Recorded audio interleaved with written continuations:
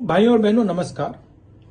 मैं आज आपसे मिलने आ रहा था मगर मौसम के कारण नहीं आ पाया। चुनाव का समय है। कांग्रेस पार्टी ने महाजोत ने आपको 5 गारंटीज दी हैं। पहली गारंटी, सीएए को हम असम में नहीं लागू होने देंगे। ये असम पर एक आक्रमण है। आपकी भाषा पर, आपकी हिस्ट्री पर, आपकी संस्कृति पर, कल्चर पर यह आक्रमण है। इसे हम नहीं लागू होने देंगे। दूसरी गारंटी, 5 लाख युवाओं को हम रोजगार देंगे। तीसरी गारंटी, 365 रुपए मिनिमम वेज टी गार्डन्स के वर्कर्स को हम गारंटी करके देंगे। चौथी गारंटी, 200 यूनिट महीने के बिजली के आपको मुफ्त में हर परिवार को दिए जाएंगे।